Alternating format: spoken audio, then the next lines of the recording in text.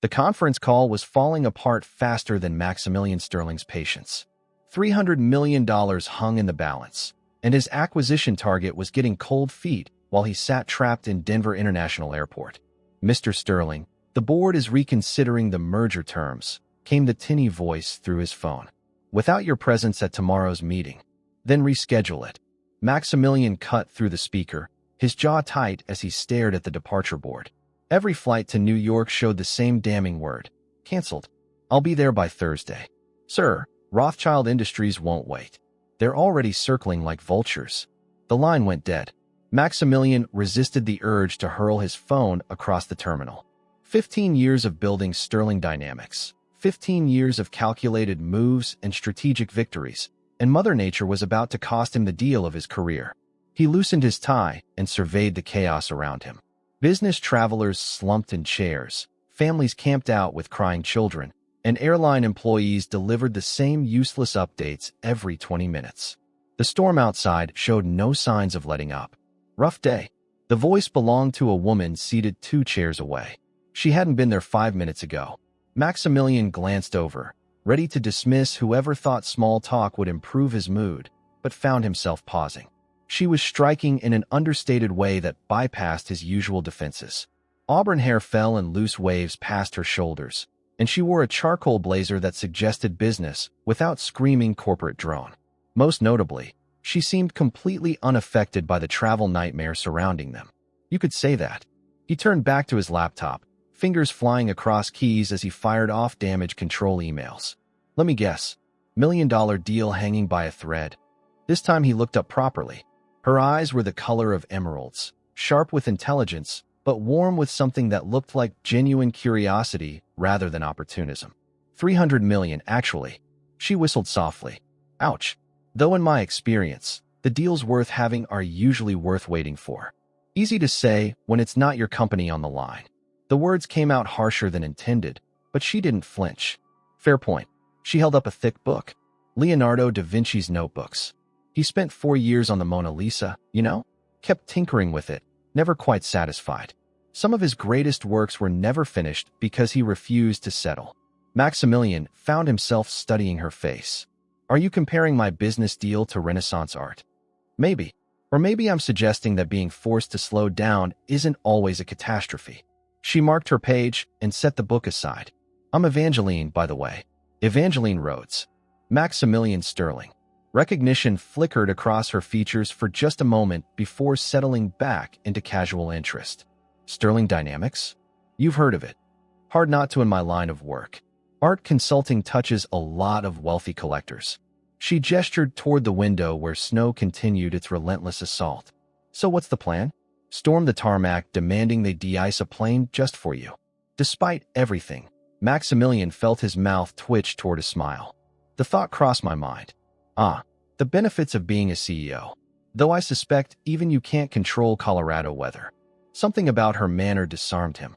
She wasn't fawning or trying to impress him with insider knowledge about his company. She talked to him like he was just another stranded traveler, not the Maximilian Sterling who graced Forbes covers and struck fear into competitors' hearts. His phone buzzed with another crisis demanding immediate attention, but for the first time in years, he found himself hesitating before answering. "Go ahead," Evangeline said, settling back with her book. "I'm not going anywhere." The simple statement shouldn't have meant anything, but somehow it did. Maximilian handled the call with his usual efficiency, but part of his attention remained fixed on the woman reading quietly beside him. When he finished, she was already looking at him again. Better. Marginally. He closed his laptop and leaned back in his chair. "Tell me about Leonardo's unfinished works." "Really? I have time, apparently." For the next hour, Evangeline Rhodes talked about art with the passion of someone who lived and breathed it. She described techniques and theories with casual expertise, but also conveyed the human stories behind the masterpieces.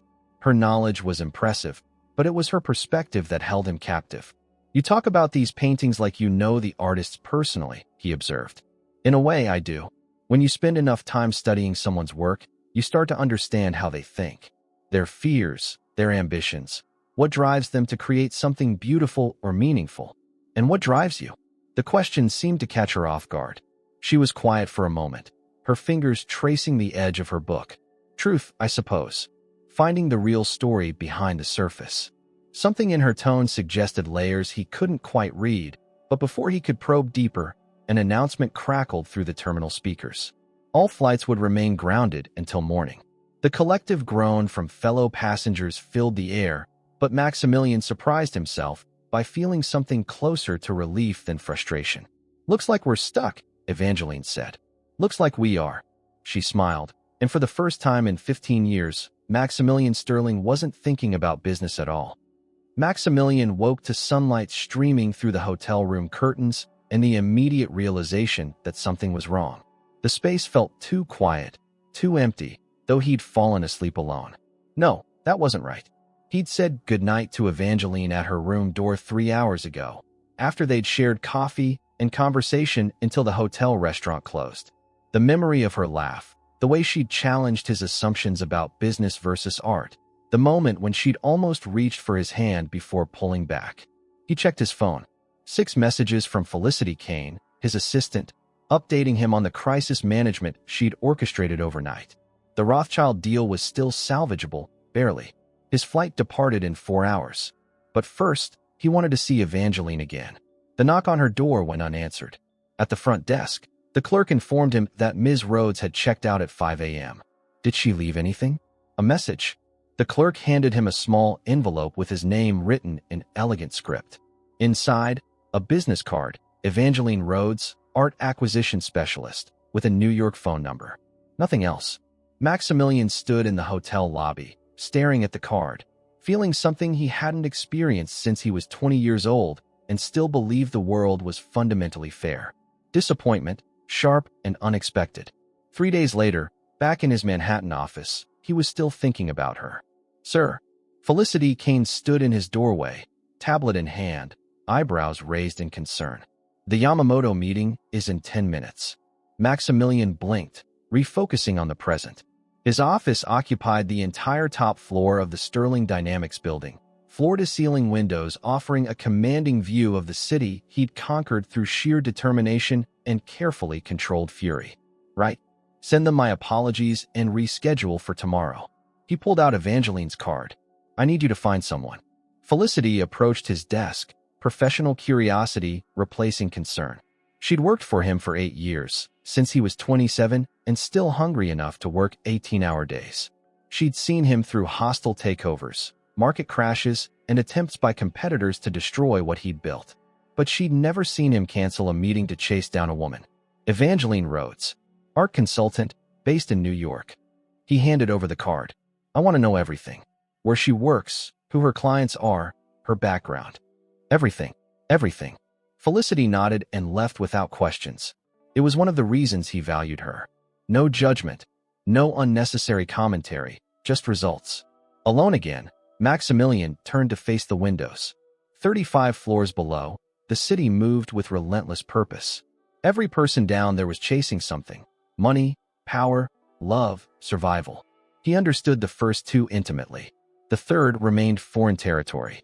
His reflection stared back from the glass, and for a moment he saw not the polished CEO, but the 20-year-old kid who'd sat in a lawyer's office 15 years ago, learning that his father's business partner had systematically emptied their accounts. Montgomery Ashworth. The name still tasted like poison. William Sterling had built Sterling Industries from nothing, a small tech consulting firm that specialized in security systems. Honest work, steady growth, a family business that was supposed to provide stability for generations. Then Ashworth had arrived with promises of expansion, connections, and strategic partnerships that would make them all rich. Instead, Ashworth and his associate Darius Whitmore had used their access to redirect funds, forge documents, and set up shell companies that existed solely to drain Sterling Industries dry. By the time William realized what was happening, the damage was irreversible.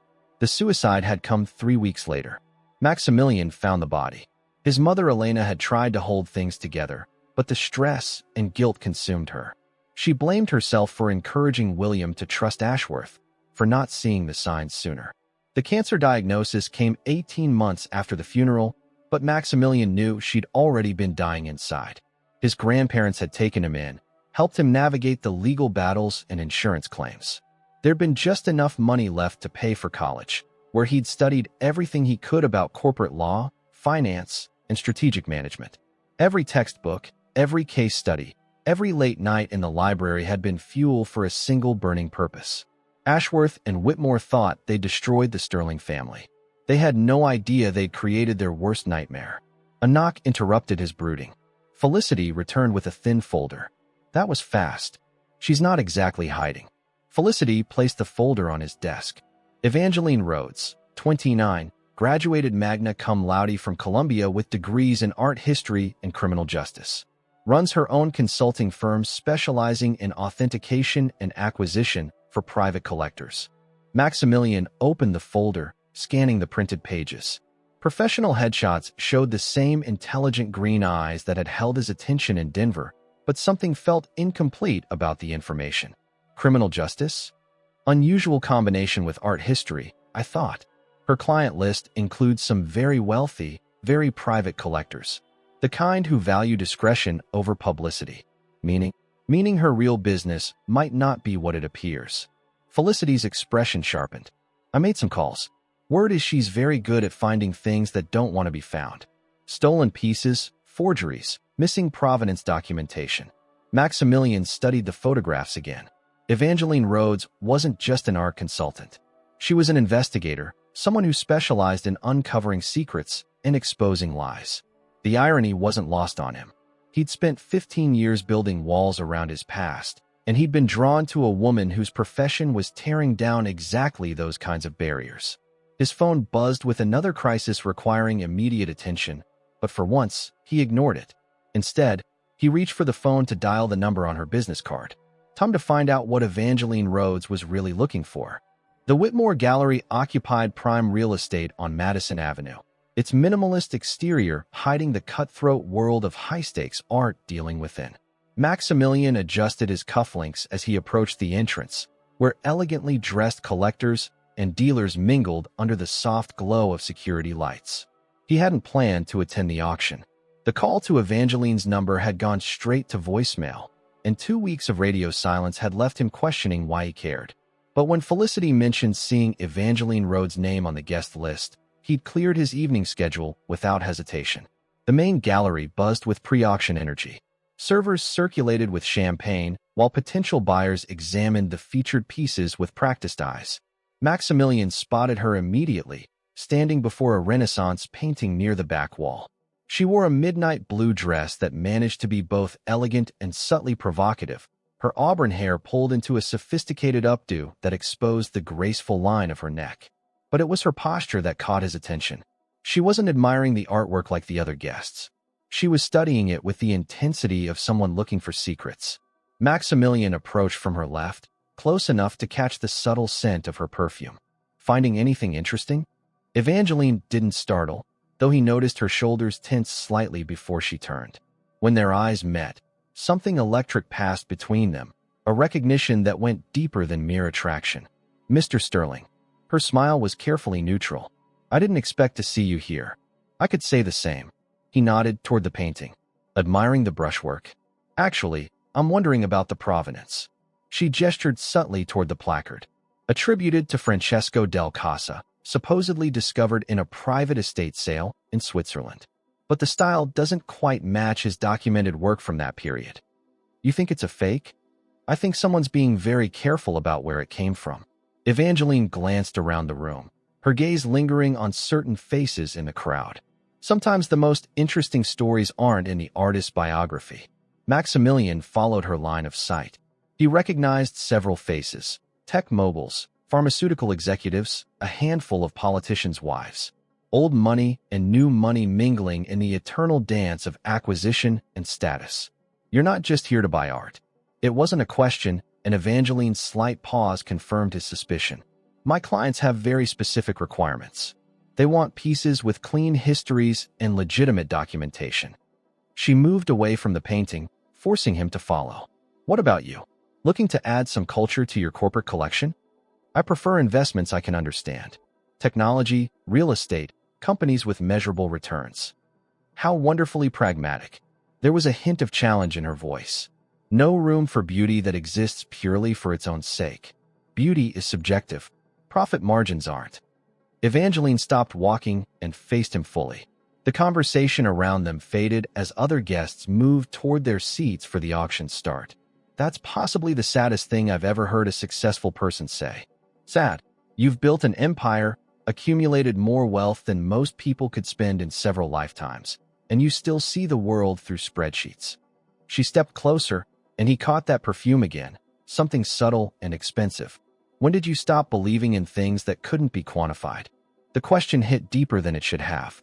Maximilian found himself studying her face, looking for signs of the calculation he'd learned to expect from people who wanted something from him. Instead, he saw genuine curiosity mixed with something that looked like disappointment. 15 years ago, he answered honestly. Something shifted in her expression. The professional mask slipped for just a moment, revealing what might have been sympathy. That's very specific. Bad business partnership. It taught me that trusting the wrong people has consequences. The auction began, but neither of them moved toward their seats. They stood in the growing quiet of the gallery's edge, having a conversation that felt far too intimate for their second meeting. So you decided to trust no one? I decided to trust only what I could verify. Evangeline was quiet for a long moment. When she spoke again, her voice was softer. That must be exhausting. It was. Maximilian realized he'd never admitted that to anyone, barely admitted it to himself. Every relationship, business or personal, required constant vigilance. Every smile might hide an agenda, every gesture calculated for maximum advantage. Have dinner with me. The words came out before he'd consciously decided to speak them. Evangeline blinked, clearly surprised by the abrupt change in direction. Mr. Sterling, Maximilian. And that wasn't really a question. Are you always this presumptuous? Only when I want something I can't buy. She laughed despite herself, a sound that cut through his defenses like nothing had in years. I don't think dinner is a good idea. Why? Because I have a feeling you're the kind of man who doesn't accept no for an answer, and I'm the kind of woman who doesn't like being told what she wants. Perfect. We'll spend the evening arguing. The auctioneer's voice carried from the main room, announcing the first lot. Evangeline glanced toward the sound, then back at him. One dinner. 3 hours later, they sat across from each other at Daniel, the restaurant's elegant atmosphere providing a backdrop for conversation that ranged from corporate strategy to Renaissance techniques to the psychology of collecting. Evangeline was brilliant, funny, and completely unimpressed by his wealth or position. She was also lying about something. Maximilian couldn't pinpoint exactly what, but 15 years of reading people had taught him to recognize the subtle signs. The way she deflected certain questions, the careful neutrality when he mentioned specific names in the art world, the practiced ease with which she steered conversations away from her own background. You're doing it again, she said as dessert arrived. Doing what? Analyzing. I can practically see the calculations running behind your eyes. Occupational hazard. Or defense mechanism. She leaned forward slightly, her voice dropping to an intimate tone that made him forget they were in a public place. What would happen if you stopped thinking for 5 minutes and just felt something? I'd probably make a mistake. Maybe. Or maybe you'd remember what it's like to be human. The challenge in her words ignited something he'd buried so deep he'd forgotten it existed. When they left the restaurant, he didn't call for his car. Instead, they walked through the warm Manhattan evening, talking and laughing like people who'd known each other for years instead of hours. When they reached her building, she turned to face him on the sidewalk. The streetlights cast shadows across her face, making her eyes seem even more mysterious. Thank you for dinner. Thank you for reminding me that not everything worthwhile can be measured. She smiled, and he found himself stepping closer, drawn by an attraction that transcended logic or strategy. When he reached up to touch her face, she didn't pull away.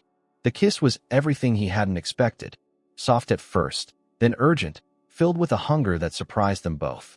When they finally broke apart, Evangeline's breathing was unsteady, her professional composure completely shattered. This is complicated, she whispered. Everything worthwhile is.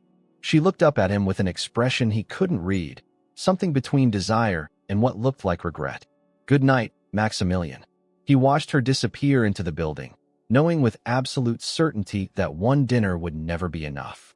The Sterling Dynamics boardroom fell silent as Maximilian ended the video conference with their Tokyo partners. 12 executives waited for his verdict on the acquisition proposal, but his attention kept drifting to his phone, where Evangeline's last message glowed on the screen. Coffee in an hour? I found something you need to see. 3 weeks had passed since their first dinner. 3 weeks of stolen moments between his crushing schedule and her mysterious client meetings.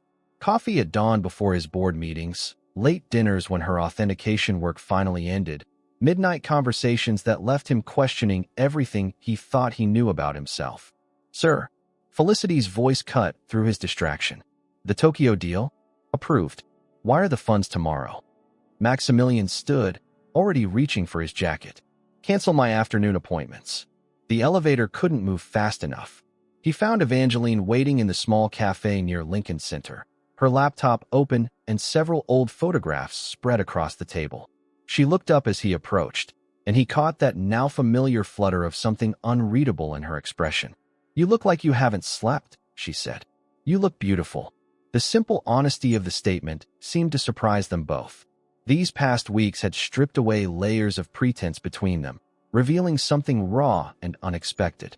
Maximilian had spent so many years armored against feeling anything that the intensity of his attraction to Evangeline felt almost violent in its suddenness. What did you want to show me? He slid into the seat across from her, noting how she immediately closed the laptop screen. Later. First, tell me what's wrong. Nothing's wrong. Maximilian. Her voice carried the gentle authority she'd somehow earned over him. You've been distracted all week. Every time I mention certain topics, you disappear behind that CEO mask. He studied her face, noting the genuine concern there. When had anyone last cared enough to notice his moods, to push past the professional facade he wore like armor? My parents died when I was 20, he said quietly. Evangeline's expression immediately softened. She reached across the table, covering his hand with hers. I'm sorry. I shouldn't have pushed. No, it's... He turned his hand palm up, interlacing their fingers. The simple contact grounded him. I don't talk about it. Ever. But with you, I want to.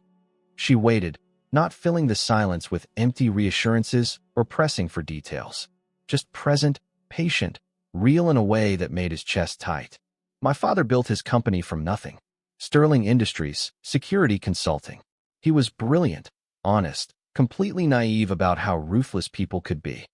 Maximilian's grip on her hand tightened involuntarily. His business partner destroyed everything. Systematically emptied accounts, forged documents, left my father holding responsibility for millions in missing funds. That's how you learn not to trust anyone. Dad shot himself 3 weeks after discovering the theft. Left a note apologizing for being such a fool. The words tasted bitter even 15 years later. My mother tried to hold things together, but the stress and guilt consumed her. She died 2 years later. Cancer, officially, but she'd already given up.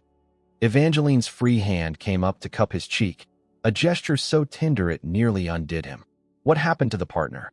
Montgomery Ashworth? He disappeared with his associate, Darius Whitmore. Moved overseas, started new companies with my father's money. By the time the authorities tracked them down, they'd hidden everything behind shell corporations and international law. So you built Sterling Dynamics to what? Get revenge. To make sure it never happened again. To anyone. Maximilian met her eyes. Every company I acquire, every competitor I crush, every deal I win is a choice to be predator instead of prey. And you've never let anyone close enough to hurt you since. Until now. The admission hung between them like a challenge. Evangeline's eyes filled with something that looked suspiciously like tears, though she blinked them back quickly. Maximilian, I know this is fast. I know it doesn't make logical sense. He brought her hand to his lips, pressing a soft kiss to her knuckles. But logic doesn't explain why I think about you during board meetings, or why I'd rather spend an hour talking to you than close a $100 million deal. You don't understand what you're saying. I understand that I'm falling in love with you. Evangeline went very still. For a moment, he thought she might bolt from the cafe entirely. Then she leaned forward and kissed him, desperate and fierce and tasting like tears. When they broke apart, she rested her forehead against his. Take me home, she whispered. His apartment occupied the top 2 floors of a pre-war building overlooking Central Park. Evangeline moved through the space like she belonged there, commenting on his art collection and teasing him about the sterile perfection of his kitchen. "You realize you have a sub-zero refrigerator and no actual food," she said, opening cabinet doors. "I have coffee and protein bars. That's not food. That's survival rations." But her laughter sounded forced, and when he pulled her into his arms, she felt tense against him. "What's wrong?" "Nothing. Everything." She looked up at him with eyes full of conflict. "I need to tell you something." Before she could continue, his doorman's voice crackled through the intercom. "Mr. Sterling? There's a Montgomery Ashworth here to see you." The blood drained from Maximilian's face. Evangeline went white as paper. "Don't let him up," Maximilian commanded. But Evangeline was already moving toward her purse. "I have to go." "What? Why?" She turned back, and he saw something like panic in her expression. "I just remembered a client meeting. I'm sorry, I'll call you later." She kissed him quickly and left before he could process what had just happened. 15 minutes later, sitting in his living room, trying to understand why Montgomery Ashworth would appear at his door after 15 years, his phone rang. "Sir." Felicity's voice was tight with concern.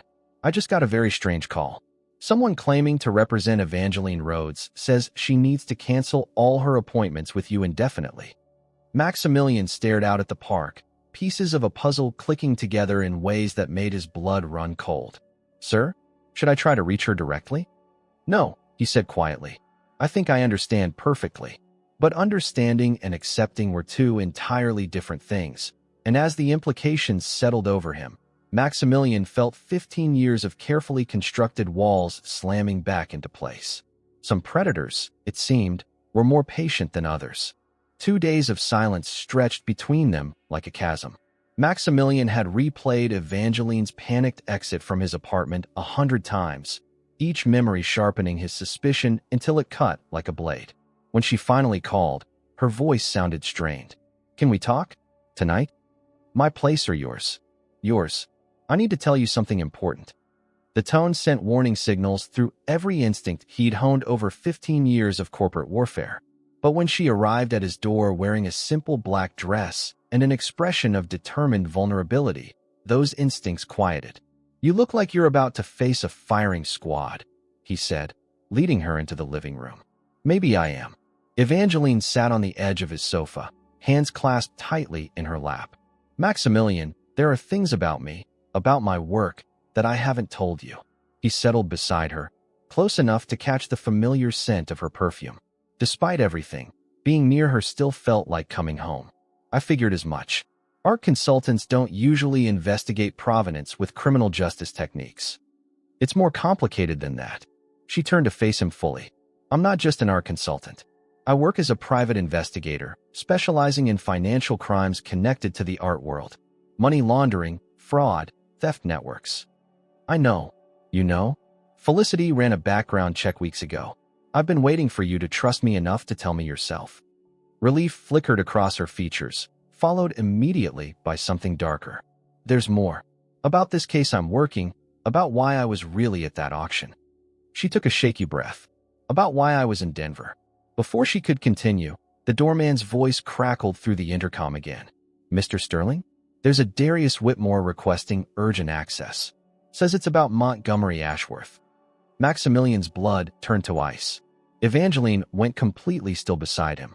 "Don't," she whispered. "Please don't let him up." "Why?" But even as he asked, pieces were falling into place with sickening clarity. "Mr. Sterling?" The doorman's voice carried impatience. "He says it's regarding a Miss Rhodes." Maximilian's finger hovered over the intercom button. Evangeline's face had gone ashen, her eyes wide with something that looked like terror. "Send him up." "Maximilian, no? You don't understand. Then explain it to me. Right now." "I was hired to investigate you." The words came out in a rush. "But not by who you think. I didn't know who was really behind it until 2 days ago when Ashworth showed up at my apartment, and the elevator chimed in the hallway." Evangeline stood abruptly, backing away from the door like a cornered animal. "I can explain everything if you just give me 5 minutes before you let him in." Too late. Darius Whitmore hadn't aged well. 15 years had added gray to his hair and lines around his eyes, but his smile remained as coldly calculating as Maximilian remembered. He stepped into the apartment carrying a manila envelope and wearing the expression of a man about to enjoy himself immensely. "Hello, Max. You've done well for yourself." His gaze shifted to Evangeline. "Miss Rhodes, still playing dress-up as the grieving girlfriend?" "Get out," Evangeline said, her voice steady despite the fear in her eyes. "Now why would I do that? I've been looking forward to this reunion for months." Whitmore moved further into the room, making himself comfortable, especially after discovering your little romantic charade. Maximilian's hands clenched into fists. "You have 30 seconds to explain what you're doing here before I call security." "Oh, I think you'll want to hear this." Whitmore opened the envelope and spread photographs across the coffee table, particularly these lovely shots of your girlfriend entering Montgomery Ashworth's private office building, multiple times over the past 6 weeks. The photos were clear, time-stamped, undeniably real. Evangeline in the same clothes she'd worn to their dinners, walking into a building Maximilian recognized from his own surveillance of Ashworth's operations. "There are more," Whitmore continued conversationally. "Her meeting with Ashworth's representatives at various locations. The initial contract signing. The progress reports she submitted about her infiltration of your personal life." "Stop." Evangeline's voice was barely a whisper. "Oh, but we're just getting to the good part." Whitmore produced a stack of documents. The original investigation proposal. Target: Maximilian Sterling, CEO of Sterling Dynamics. Objective: establish intimate relationship to gain access to personal and professional information. Method: arranged encounter at Denver International Airport. The room spun around Maximilian. Every word hit like a physical blow, recontextualizing every moment they'd shared. The coincidence of meeting her in Denver, her immediate recognition of his company, the way she'd drawn him out, made him vulnerable, convinced him to trust again. "It wasn't like that," Evangeline said, stepping toward him. "Yes, I was hired to investigate you, but I didn't know who was behind it. The contracts came through a shell company. When I found out it was Ashworth, I tried to back out. But he what?" Maximilian's voice was deadly quiet. "Threatened to expose your lies? Reminded you how much you were being paid to destroy me?" "No. He threatened to destroy my career, to expose me as his daughter." "His daughter?" The words hit like a sledgehammer. Whitmore laughed delightedly. "Oh, she didn't mention that part. Evangeline Rhodes is Montgomery Ashworth's secret bastard, the product of his affair with some art history professor 29 years ago." Maximilian stared at Evangeline, seeing a stranger where the woman he loved had stood moments before. Everything made sense now. The intelligence, the sophistication, the way she'd known exactly how to reach him. "You're his daughter." "Yes, but I didn't know until he contacted me for this job. I've never had a relationship with him. He abandoned my mother when she was pregnant." "So you decided to help him finish what he started 15 years ago?" "No." Evangeline moved closer, desperation making her voice crack. "I was trying to find evidence against him. That's why I kept meeting with his people, to gather proof of his other crimes. I was going to give everything to you." "How convenient." "It's the truth." Maximilian picked up one of the photographs, studying her face in the image. She looked professional, purposeful, nothing like the vulnerable woman who'd cried over his parents' story.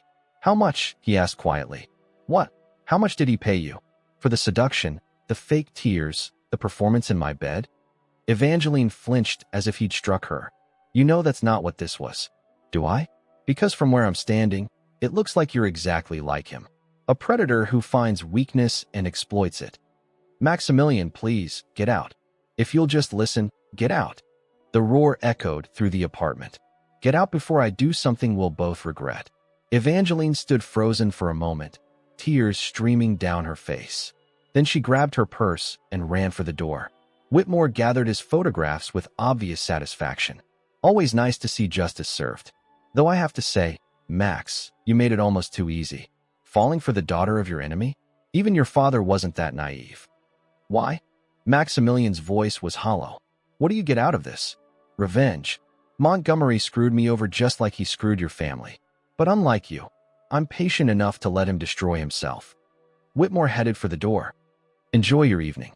Alone in his apartment, surrounded by the wreckage of his trust, Maximilian poured himself 3 fingers of scotch and stared out at the city lights.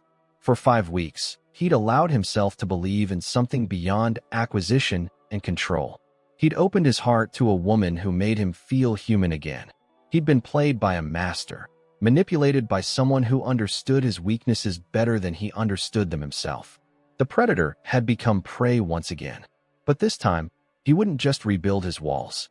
This time, he would make sure Evangeline Rhodes and everyone connected to her paid the price for thinking Maximilian Sterling could be destroyed twice.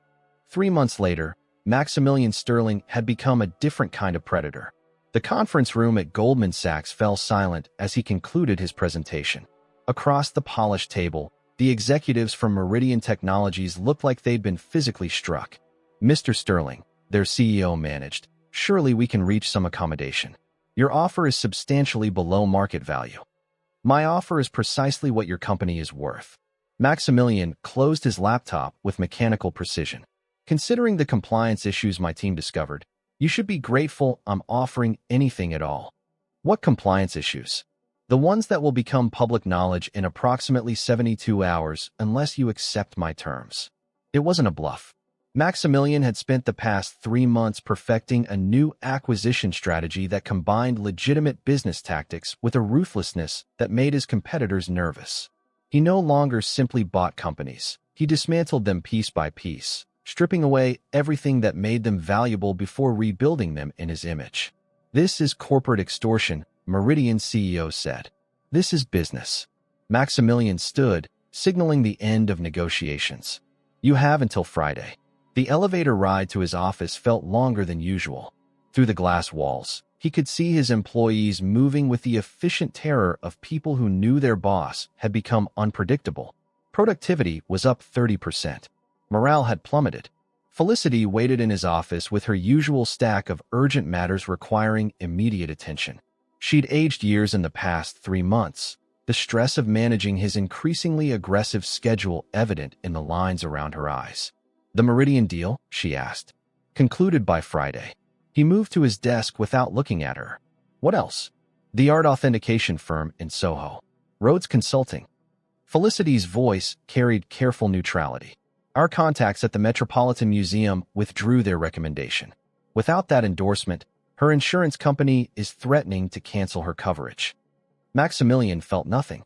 3 months ago, the mention of Evangeline's name would have triggered something resembling emotion. Now it was simply another item on his agenda of systematic destruction. "Good. What about the gallery owners we spoke with?"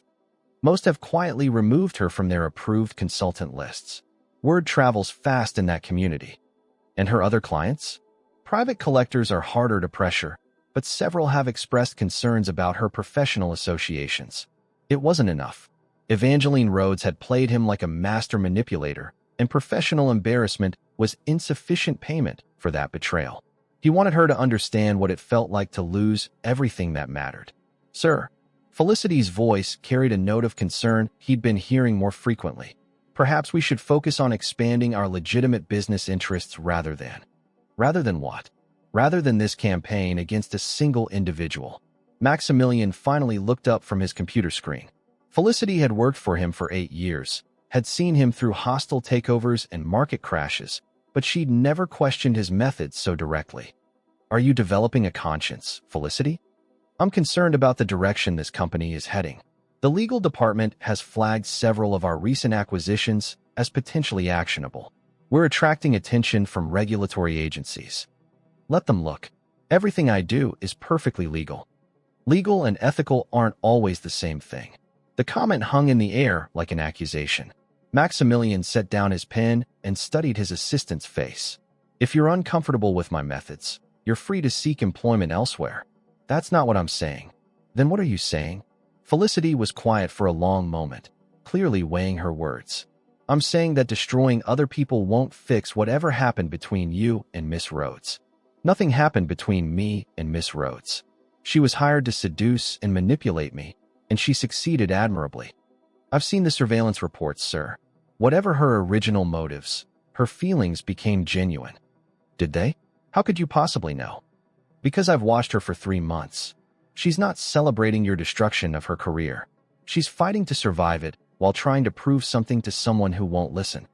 Maximilian turned back to his computer, dismissing the conversation. But Felicity's words echoed in the silence of his office long after she left. Across town, Evangeline Rhodes sat in the dim light of her apartment, surrounded by boxes of documents and empty coffee cups. Her consulting business was hemorrhaging clients, her professional reputation was in tatters, and her bank account dwindled daily. But she wasn't focused on her own destruction. She was focused on Montgomery Ashworth. The investigation had consumed her for months, driven by a determination to understand how her father had manipulated both her and Maximilian so completely. What she discovered was worse than either of them had imagined. The Sterling Industries files had taken weeks to obtain through unofficial channels and carefully cultivated sources. Corporate documents from 15 years ago, sealed legal proceedings, financial records that painted a picture of systematic corporate theft. But it was the personal correspondence that had stopped her cold. Elena Sterling's letters, discovered in a private storage facility that had been abandoned after her death, told a story that made Evangeline physically sick.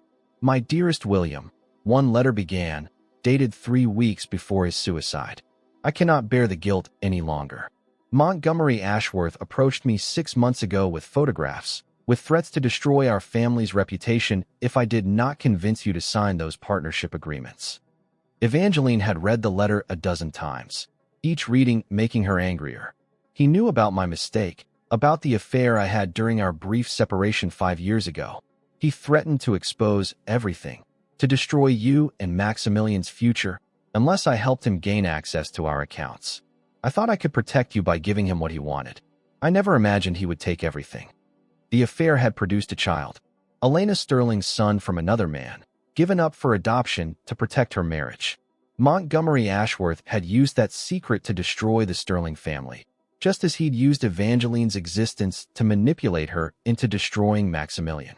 Her phone rang, startling her from the devastating revelations. The caller ID showed a number she'd memorized but never called. "Hello, daughter." Montgomery Ashworth's voice carried its usual cold amusement. "I hear your little consulting business is struggling. What do you want?" "To offer you a way out. Mr. Sterling's vengeance is quite thorough, but I have connections that could restore your reputation." "In exchange for what?" "Complete the original assignment. I need specific information about Sterling Dynamics' upcoming acquisitions." "Go to hell." Such language. Though I suppose I shouldn't be surprised, given your mother's temperament. The casual cruelty in his voice triggered something violent in Evangeline's chest. "You destroyed the Sterling family 15 years ago. Elena Sterling died because of your blackmail." Silence on the other end of the line. "You know about that." "I know everything. About Elena's secret, about how you used it to manipulate her into convincing her husband to trust you." "Ancient history. Not to Maximilian. He thinks his mother died of guilt over his father's suicide, but she died of guilt over her own betrayal." "And what exactly do you plan to do with this information?" Evangeline looked at the letters spread across her coffee table, evidence of manipulation and cruelty that spanned generations. "I'm going to tell him the truth. He won't believe you. Not after everything that's happened." "Maybe not, but I'm going to try anyway." She hung up and stared at Elena Sterling's final letter, the one that revealed the ultimate secret Ashworth had used to destroy an entire family. Maximilian needed to know that his mother had died protecting him, not betraying him. And maybe, just maybe, understanding the truth about the past would help him see the truth about the present. Felicity Kane found the envelope slipped under her apartment door on a Tuesday morning, her name written in elegant script across cream-colored paper. Inside, a single page with an address in Brooklyn and a time. Thursday, 3 p.m. The signature at the bottom made her pause. E. Rhodes. 2 days later, Felicity sat in a small cafe in Park Slope, watching Evangeline Rhodes approach through the window. The woman looked nothing like the polished art consultant who'd once accompanied Maximilian to dinner. Her clothes were rumpled, her hair pulled back carelessly, and dark circles shadowed her eyes. "Thank you for coming," Evangeline said, sliding into the opposite booth. "I'm not sure why I did." Felicity kept her voice neutral, though curiosity had been eating at her since receiving the note. "Mr. Sterling would fire me if he knew I was here. Mr. Sterling is destroying himself along with everyone else." Evangeline pulled a thick folder from her bag. "And I think you know it. What do you want?" "Your help. To save him from making the biggest mistake of his life." Felicity studied the woman across from her. 3 months of Maximilian's systematic campaign had taken their toll, But Evangeline's eyes still held the sharp intelligence that had first caught his attention. He believes you betrayed him. I did betray him, but not the way he thinks. Evangeline opened the folder, revealing photographs and documents.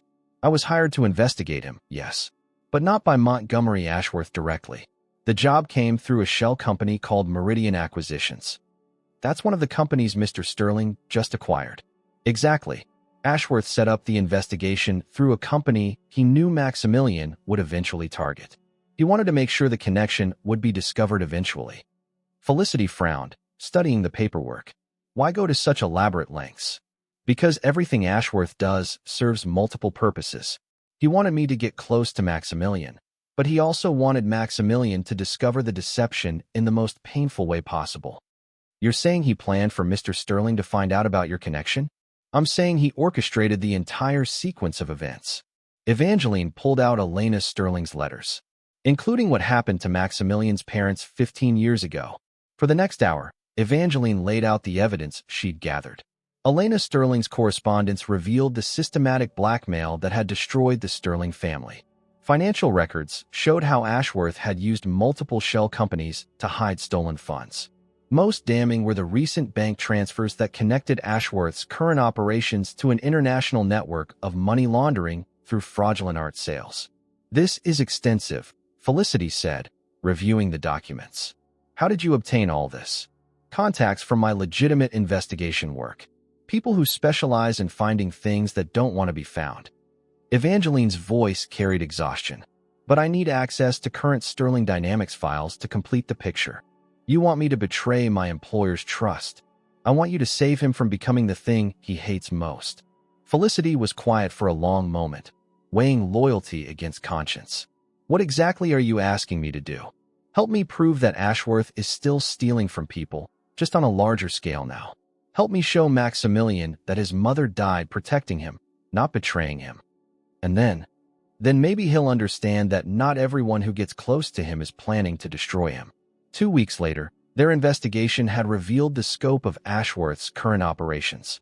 Art galleries in 3 countries, shell companies in 5, and bank accounts that traced a complex web of money laundering disguised as legitimate art transactions. Felicity had provided access to Sterling Dynamics' recent acquisition files, which showed a disturbing pattern. Every company Maximilian had targeted in his 3-month rampage had some connection to Ashworth's network. He's been guiding the acquisitions, Evangeline realized, spread documents across Felicity's dining room table. Ashworth wanted those companies absorbed into Sterling Dynamics. But why? Because once they're part of his empire, he can use Sterling Dynamics' legitimate reputation to launder even larger amounts. Evangeline pointed to a series of transactions. Look at these art purchases made by companies Maximilian recently acquired, all from galleries connected to Ashworth. Mr. Sterling would never knowingly participate in money laundering. He wouldn't have to know. The purchases look legitimate on the surface. Corporate art collections are common among major companies. A knock at the door interrupted their analysis. Felicity checked the peephole and gasped. It's Darius Whitmore. Don't answer it. He's seen the lights. He knows we're here. The knocking continued, patient but insistent.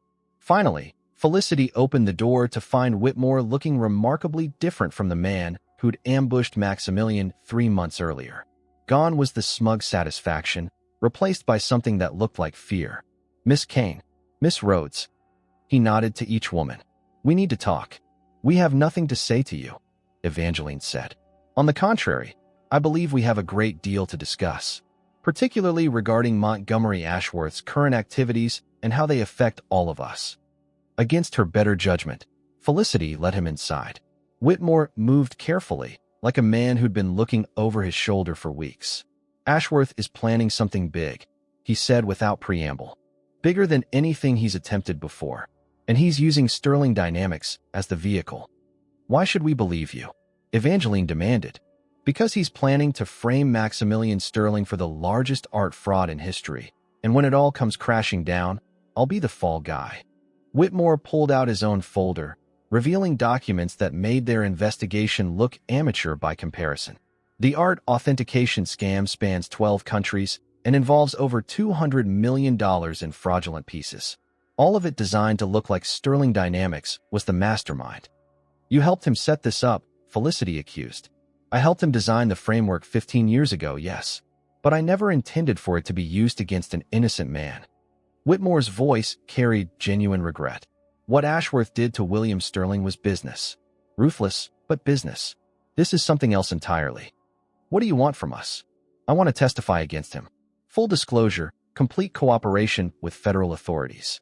But I need assurance that my testimony will be protected and that Sterling's lawyers won't destroy me in the process. Evangeline studied his face, looking for signs of deception. Why the sudden conscience? Because Montgomery Ashworth destroyed my life, just like he destroyed the Sterling family. The only difference is I was useful to him for longer. Whitmore's hands shook slightly as he spoke. But usefulness has an expiration date, and mine is rapidly approaching. Across town, Maximilian sat in his office reviewing acquisition reports when something caught his attention. The art purchases made by his newly acquired companies followed an unusual pattern. High-value pieces from galleries he'd never heard of, all authenticated by consultants with impeccable credentials, but no verifiable transaction history. He called Felicity's extension, but her assistant informed him she'd left early with a family emergency. For 3 months, he'd been so focused on destroying Evangeline Rhodes that he'd delegated more operational decisions than usual. Now, reviewing the accumulated data, patterns emerged that made him uneasy. Someone had been guiding his acquisitions, using his anger as a weapon against targets he'd never properly investigated. Maximilian picked up his phone to call his head of security, then stopped. If someone was manipulating his business decisions, they might also be monitoring his communications. Instead, he gathered the files and headed for the elevator. Some investigations required a more personal touch. In Brooklyn, 3 unlikely allies worked through the night, building a case that would either save Maximilian Sterling or destroy them all. The final battle was approaching, and the outcome would determine whether justice or vengeance ultimately prevailed. The Guggenheim Spiral galleries buzzed with Manhattan's elite, champagne glasses catching the light as collectors and dealers navigated the museum's most exclusive fundraising gala. Maximilian stood near the rotunda's edge, watching Montgomery Ashworth work the crowd with practiced charm. 3 days had passed since his own investigation had led him to the same conclusions Evangeline and her unlikely allies had reached. Ashworth was planning to use tonight's event as the culmination of his art fraud scheme, with Sterling Dynamics positioned as the unwitting accomplice. Magnificent turnout, Ashworth said, approaching with 2 glasses of champagne. Though I suppose you're here on business rather than pleasure. Always. Maximilian accepted the glass, but didn't drink. Impressive collection being auctioned tonight. The Meridian estate has some truly spectacular pieces. Tragic that the family needs to liquidate, but their loss becomes our gain. Maximilian had spent the morning reviewing the Meridian estate's provenance documents. Half the pieces were forgeries so sophisticated they'd fooled 3 separate authentication services. The other half had been stolen from European collections during the war and laundered through decades of carefully orchestrated sales. I understand you've been acquiring some interesting pieces yourself recently, Ashworth continued, through your various corporate holdings. Corporate art collections are good investments. Indeed, though I hope you've been careful about authentication.